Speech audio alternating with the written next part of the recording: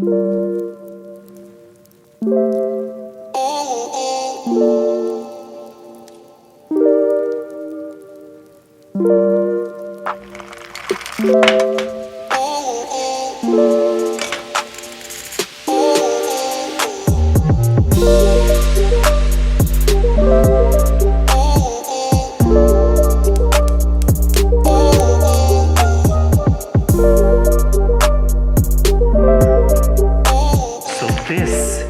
this is what we're talking about today. This is the I'll put a picture of this over here. This is the Starbucks blonde espresso roast. Smooth and sweet notes.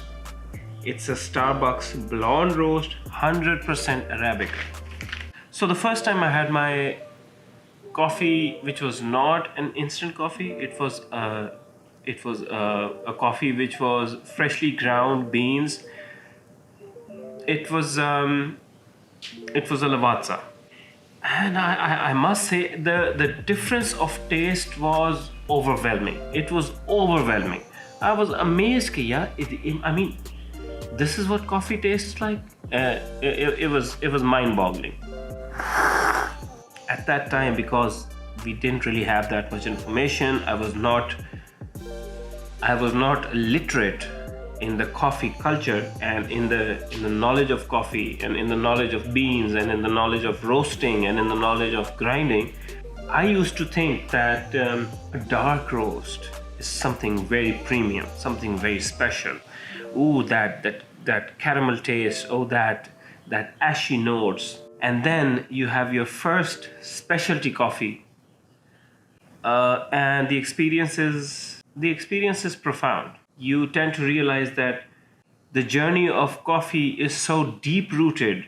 Probably next week I'm going to do a video on the specialty coffee. We're doing a series these days which is about the sources of caffeine. If you want to look at the previous videos, link is right up there. So the journey of experiencing new coffees and experimenting with coffees is vast. You can really look into it. But a lot of people, I mean the majority of people, this is where they stop. This is where they think that we have finally reached the pinnacle of coffee. I mean, the rabbit hole goes much deeper than that, my friend. So what is this? This is the blonde roast. By blonde roast, instantly what you think of is a blondie, first of all. A blonde roast basically means lightly roasted coffee. And if you look at these beans, if I take these out and if you look at them, these beans are not lightly roasted. The most I can say is that these beans are a medium roast, a medium to something between medium to dark roast. This is what this is. But then if you look at coffees from America, from the US of A, from Uncle Sam, the coffees are almost always over roasted. Especially the consumer coffees, the commodity coffees, especially those coffees, they are usually over roasted.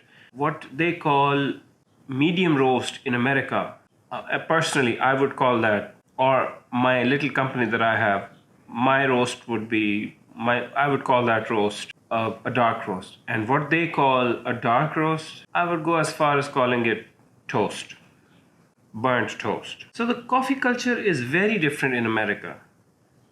And I do realize that Americans think that there is no such thing as the rest of the world.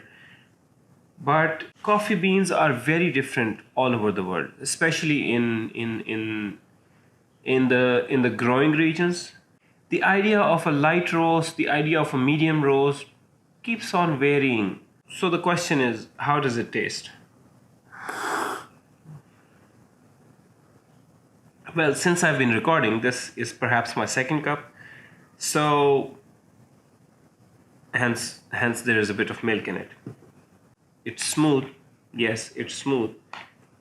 It has a certain level of sweetness to it. I would say that. But at the end of the day, it is what you call a run of the mill. It's better than the rest of, I think it's better than the rest of Starbucks coffees. The blonde espresso is definitely better, but it is a coffee which is very low on acidity. You know, the same descriptions: low on acidity, slight ashiness to it. The usual stuff, but a little bit better, is what I would say. But it definitely is smooth, and it has a bit of chocolatey notes to it. I would say that this is from either Brazil or from Vietnam. These two seem to be the countries that it's coming from. They say it's 100% Arabica, which I'm sure it is. But unfortunately, there is no mention of any idea of where these beans come from. They tell you that you should keep it in an airtight jar. The container should be at room temperature, not in direct sunlight, etc. And you should use it within a week or so after opening it. But nothing about the origin of these coffee beans. We have absolutely no idea. So this is definitely a prime example of commodity coffee or supermarket coffee. This is just my thoughts on everything, on the coffee. But I would really like to know. What are your thoughts on Starbucks coffees? Do you think that they live up to their hype? Because Starbucks is what they call the iPhone of coffees, because it's got that show off thing to it, that you would be considered very very fancy, and you would be considered very very fashionable if you're carrying a Starbucks cup or glass, and if you belong to the slightly upper echelon of society. I don't live in America, so I don't really know. So I can't really say for sure, but is it considered fashionable? A cup of coffee from Starbucks. Do you think it's fashionable? Do you think it's savvy? Leave your thoughts in the comments below. For now, I'm going to enjoy this cup of coffee, sort of. And I'm going to say thank you very much for watching, and I hope you have a great day.